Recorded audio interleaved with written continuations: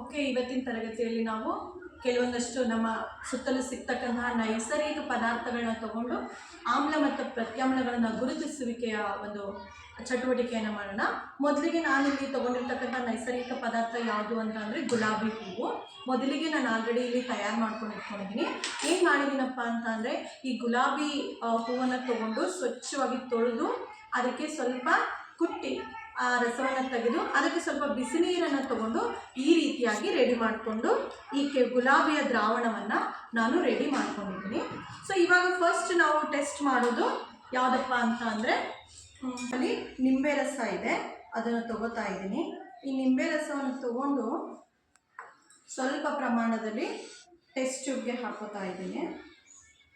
So ಇದಕ್ಕೆ ನಾನೇನು ಮಾಡ್ತಾ ಇದ್ದೀನಪ್ಪ ಅಂದರೆ, ನಾವು ಆಲ್ರೆಡಿ ತಯಾರಿಸಿ ಇಟ್ಕೊಂಡಿರ್ತಕ್ಕಂಥ ಗುಲಾಬಿ ನೀರಿನ ದ್ರಾವಣವನ್ನು ರೆಡಿ ಮಾಡ್ಕೊಂಡು ಇಟ್ಕೊಂಡಿದ್ದೀವಲ್ಲ, ಇದನ್ನು ಸೂಚಕವಾಗಿ ಬಳಸ್ತೀವಲ್ಲ, ಅದನ್ನೇ ಇದಕ್ಕೆ ಹಾಕ್ತಾ ಇದ್ದೀನಿ. ಇದನ್ನು ನೋಡ್ರಿ, ಈಗ ಏನು ವ್ಯತ್ಯಾಸ ಆಗ್ತದೆ ಅಂತ. ಸೊ ಇನ್ನೊಂದಷ್ಟು ಹನಿಗಳನ್ನು ಹಾಕ್ತೀನಿ.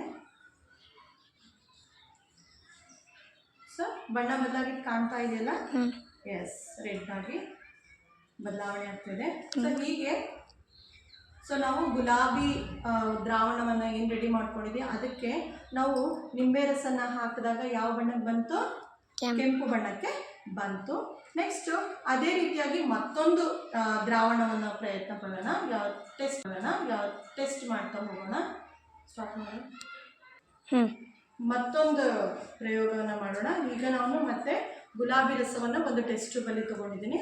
ಸ್ವಲ್ಪ ಪ್ರಮಾಣದಲ್ಲಿ ತೊಗೊಂಡ್ರು ಸಾಕು. ಇಷ್ಟು ತೊಗೊಳ್ಳೋಣ. ಇದಕ್ಕೆ ನಾನು ಸಾಬೂನಿನ ದ್ರಾವಣ ಅಂದರೆ ಸೋಪಿನ ಪುಡಿ ಇದೆಯಲ್ಲ, ಅದರದ್ದು ಹನಿಯನ್ನು ಹಾಕ್ತಾ ಹೋಗ್ತೀನಿ. ಏನು ಬಣ್ಣ ಬದಲಾವಣೆ ಆಗುತ್ತೆ ನೋಡೋಣ. ಕಾಣಿಸ್ತಾ ಇದೆಯಾ? ಎಸ್. ಸೊ ಇದು ಬಣ್ಣ ಬದಲಾಗಿದೆ, ಹಸಿರು ಬಣ್ಣಕ್ಕೆ ಬಂದಿದೆ. ಸೊ ಈ ಬಣ್ಣಗಳ ಆಧಾರದ ಮೇಲೆ ಇಲ್ಲಿ ವ್ಯತ್ಯಾಸ ನೋಡ್ರಿ. ತೊಗೊಂಡಿರ್ತಕ್ಕಂಥ ದ್ರಾವಣ ಒಂದೇ, ಯಾವುದು? ಗುಲಾಬಿಯ ದ್ರಾವಣ. ಸೊ ಆದರೆ ಇಲ್ಲಿ ಬದಲಾಗಿರ್ತಕ್ಕಂಥ ಬಣ್ಣಗಳ ವ್ಯತ್ಯಾಸ ಇದೆ.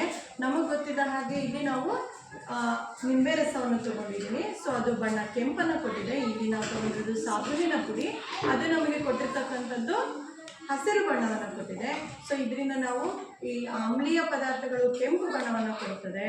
ಸೊ ಪ್ರತ್ಯಾಮ್ಲೀಯ ಪದಾರ್ಥಗಳು ನಾವು ಹಸಿರು ಬಣ್ಣವನ್ನು ನೀಡ್ತವೆ ಅಂತ ಈ ಒಂದು ಸಣ್ಣ ಗುಲಾಬಿಯ ದ್ರಾವಣವನ್ನು ಇಟ್ಕೊಂಡು ನಾವು ಪರಿಶೀಲನೆಯನ್ನು ಮಾಡ್ಕೋಬೋದು. ಹಾಗೆಯೇ ಮತ್ತೊಂದನ್ನು ಮಾಡಿದ್ದೀವಿ. ಇದು ಕೂಡ ಅಡುಗೆ ಸೋಡಾದ ಒಂದು ದ್ರಾವಣ, ಇದು ಕೂಡ ಹಸಿರು ಬಣ್ಣವನ್ನು ನೀಡಿದೆ. ಸೊ ಹೀಗೆ ಮತ್ತಷ್ಟು ನಿಮಗೆ ಬೇಕಾಗಿರ್ತಕ್ಕಂತಹ ಪರೀಕ್ಷೆ ಮಾಡಬೇಕಾದ ದ್ರಾವಣಗಳನ್ನ ರೆಡಿ ಮಾಡಿಕೊಂಡು ಅದಕ್ಕೆ ಬರೀ ಗುಲಾಬಿಯ ರಸವನ್ನು ಹಾಕಿ ನಾವು ಟೆಸ್ಟ್ ಮಾಡಿದ್ರೆ ಅವುಗಳನ್ನ ಪರೀಕ್ಷೆ ಮಾಡಿ ನಾವು ಅವುಗಳನ್ನ ಆಮ್ಲೀಯ ಪದಾರ್ಥಗಳ ಸ್ವಭಾವವನ್ನು ಹೊಂದಿರತಕ್ಕಂಥದ್ದು ಯಾವುದು, ಪ್ರತ್ಯಾಮ್ಲೀಯ ಸ್ವಭಾವವನ್ನು ಹೊಂದಿರತಕ್ಕಂಥದ್ದು ಯಾವುದು ಅಂತ ನಾವು ಡಿಸೈಡನ್ನು ಮಾಡ್ಕೋಬೋದು. Thank you.